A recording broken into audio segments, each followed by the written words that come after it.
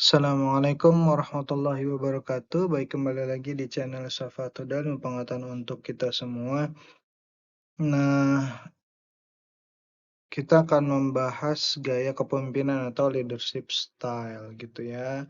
Di mana secara sederhana kepemimpinan itu berarti ya proses di mana individu mempengaruhi kelompok individu untuk mencapai tujuan bersama. Jadi, pemimpin itu secara sederhana sejatinya dapat mempengaruhi kelompok individu gitu ya. Tentu, tujuan bersama di sini adalah tujuan dari organisasi atau lembaga dan itu menjadi hal yang penting gitu ya ketika seorang pemimpin dapat, mengarahkan, dapat mempengaruhi gitu ya, semua staf yang berada di bawahnya menuju tujuan atau cita-cita bersama dari lembaga gitu.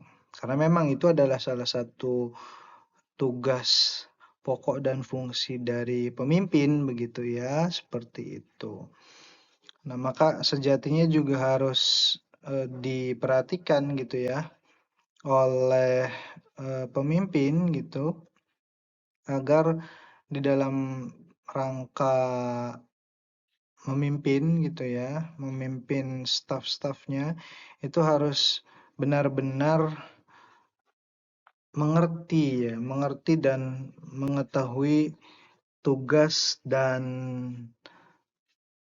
konteks dari atau fungsi dari staf yang ada di setiap bidang gitu ya, atau di setiap, satuan tugasnya gitu. Sehingga nanti, tidak akan salah gitu ya di dalam rangka memberikan pengarahan gitu.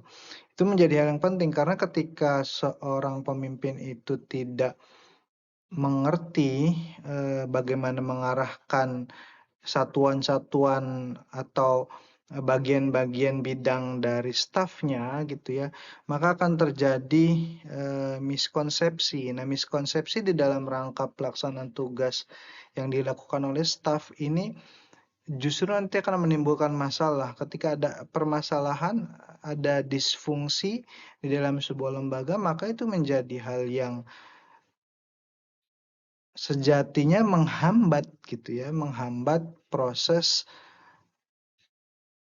ketercapaian tujuan-tujuan, ketercapaian dari cita-cita sebuah lembaga atau organisasi. Maka lagi-lagi, pemimpin di sini harus benar-benar mengerti gitu ya. Ya, pemimpin juga menjadi sebuah, penentu bagi, kemajuan leading sebuah, lembaga ya, di mana lembaga itu nanti bisa maju, berkembang gitu ya, mampu bersaing di tingkat nasional, global, itu adalah, berdasarkan pemimpinnya gitu. Dan sebaliknya, ketika lembaga itu stuck ya, tidak bergerak gitu ya, statis atau bahkan malah, mengalami kemunduran, ya itu lagi-lagi pemimpin. Maka menjadi hal yang penting sekali pemimpin selalu, bisa bersinergi dengan para staf yang ada di, bidangnya masing-masing begitu ya, satuan-satuannya. Maka ini menjadi hal yang harus diperhatikan sekali gitu ya oleh pemimpin. Ya. Nah, selanjutnya ini ada, konsep ya, konsep teori dan indikator dari gaya kepemimpinan. Nah, definisi gaya kepemimpinan di sini itu diambil atau disintesiskan dari, ahli ya, ada Hughes, Jeanette, dan Carvey di 2012, lalu ada Lasher and Aqua di 2010, lalu ada Walker dan Miller, ada Slocum dan Hellriegel, ada Geriuk ya di 2010, ada Holyfield ya di 2016, ada Bartocci di 2009, lalu ada Duff ya 2008.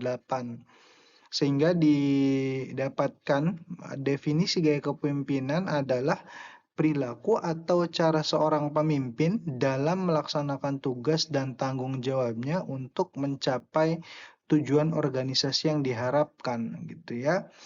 Nah, tentu tujuan-tujuan yang diharapkan ya dari sebuah lembaga gitu ya, itu tidak bisa serta-merta hanya pemimpin gitu kan yang memberikan kontribusi. Justru pemimpin itu adalah mengarahkan gitu. Justru pemimpin itu adalah memberikan bimbingan terhadap staf sehingga staf ini bisa bersinergi ya. Staf ini bisa berjalan, bisa melaksanakan tugasnya dengan baik dan ketika itu terjadi ya, ada kerjasama, ada koordinasi dengan pemimpin, maka tentu dengan mudah tujuan dan cita-cita dari sebuah organisasi itu tercapai. Nah, yang menjadi penghambat adalah ketika si pemimpin itu tidak mengerti apa yang harus dilakukan untuk mengarahkan dan membimbing stafnya, sehingga stafnya yang di bawah itu juga bingung juga gitu ya, bingung apa yang harus dilakukan untuk mencapai cita-cita dari sebuah organisasi atau lembaga ini.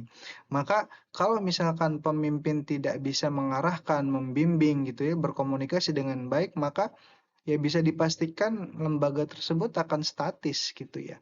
Ya berjalan, tetap berjalan, tetapi tidak memberikan, tidak terlihat perkembangannya. Jadi hanya ya sekedar berjalan saja gitu, menggugurkan kewajiban dan tugasnya, seperti tidak ada apa namanya semangat gitu ya untuk maju, tidak ada semangat untuk bersaing atau tidak ada semangat untuk apa namanya menjadi lembaga yang terdepan gitu, apalagi di sekarang era mendekati 5.0 gitu ya, yang semuanya serba otomatisasi gitu ya, serba digital, itu menjadi hal yang penting sekali gitu ya. Kalau kita tidak melihat perkembangan zaman, terutama pemimpin dengan era digitalisasi ya, maka lembaga itu akan ya tunggu saja gitu waktunya untuk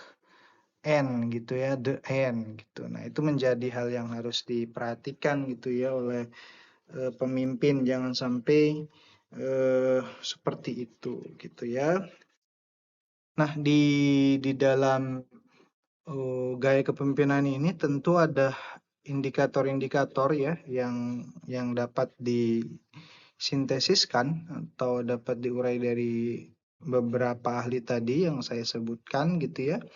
Itu ada yang pertama indikatornya adalah membimbing bawahan, yang kedua adalah mengarahkan bawahan, yang ketiga adalah mengendalikan kegiatan, yang keempat adalah komunikasi dengan bawahan dan atasan, yang kelima adalah penampilan, ya. Yang keenam adalah memberdayakan bawahan, yang ketujuh adalah menciptakan suasana sekolah yang kondusif, yang kedelapan ada peduli terhadap bawahan, yang kesembilan ada melibatkan bawahan dalam pengambilan keputusan.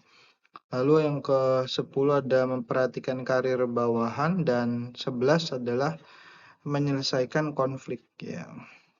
Saya akan membahas beberapa saja dari 11 indikator yang ada ya. Nah, ya tentu komunikasi ya. Di komunikasi bawahan dan atasan ini salah satu indikator yang harus dipenuhi oleh seorang pemimpin di dalam rangka memimpin stafnya, karena ketika pemimpin dan staf gitu ya yang dipimpinnya itu miskomunikasi, tidak ada koordinasi, tidak ada arahan dan bimbingan, ya tentu yang terjadi adalah tugas pokok dan fungsi dari baik itu pemimpin dan staf-staf yang ada di bidangnya masing-masing ya tentu tidak berjalan gitu.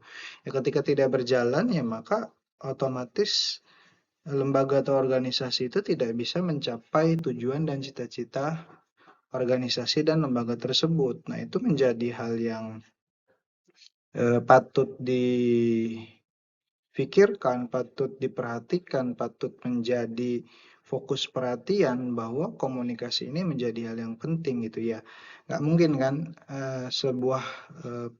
seorang pemimpin begitu diam-diam saja gitu ya, tidak ada arahan, tidak ada bimbingan, tidak ada supervisi ke stafnya. Jadi kalau misalkan 100% pemimpin itu percaya terhadap staf-stafnya tanpa ada arahan dan bimbingan, itu akan juga memberikan disfungsi bagaimana nanti staf-stafnya tidak maksimal ya. Kemungkinan tidak maksimal dalam menjalankan tupoksinya karena tidak ada arahan bimbingan, tidak ada tata tertib atau hal-hal yang harus diperhatikan oleh staf-stafnya. Aturan-aturan itu kan harus diingatkan gitu ya, harus di-upgrade, di-maintenance gitu ya.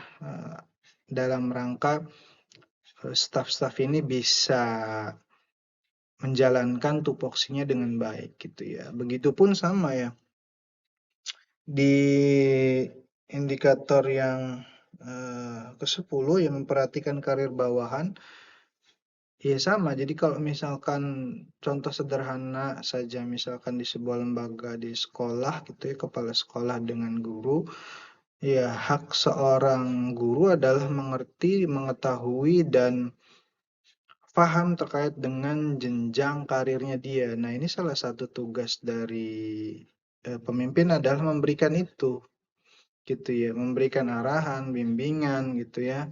Bagaimana contoh kecil misalkan guru yang harus ada certified gitu ya, sertifikasi di PPG gitu ya, pendidikan profesi guru. Apa saja nih yang harus dipersiapkan gitu ya dari administrasi, dan itu juga harusnya juga secara berkala maksudnya selain PPG gitu ya, maksudnya jenjang karir gitu ya, dan mulai dari guru pertama gitu ya, guru ahli, guru madya, itu kan jenjangnya ada, dan itu eh, pemimpin itu harus memberikan melek knowledge-nya gitu, melek pengetahuan itunya gitu. Terkadang kan guru-guru kan tidak memperhatikan itu, dan itu salah satunya tugas dari pemimpin adalah seperti itu gitu. Ya tentu sebenarnya juga ketika guru-gurunya ini PPG tadi, lalu misalkan naik jabatan fungsionalnya, ya tentu akan berimpact kepada lembaga dan organisasinya, sehingga sebenarnya ketika guru-gurunya sudah certified gitu ya PPG, lalu guru-gurunya jenjang karirnya, jabatan fungsionalnya naik, ya tentu akan berimpact kepada produktivitas dan kualitas dari lembaga itu. Sebenarnya saling berkaitan. Jadi jangan justru pemimpin itu seakan lupa, seakan hilaf, seakan tidak memperhatikan jenjang karir dari guru. Itu menjadi hal yang fatal kalau menurut saya. Jadi sebenarnya semuanya saling berkaitan dalam rangka menuju cita-cita, menuju tujuan, agar misalkan secara sederhana sekolah tersebut maju, leading, mampu menghadapi tantangan zaman dan bersaing di tingkat nasional sampai global gitu. Itu menjadi hal yang penting gitu. Maka itu harus diperhatikan gitu ya. Itu secara sederhana. Oke, Assalamualaikum warahmatullahi wabarakatuh.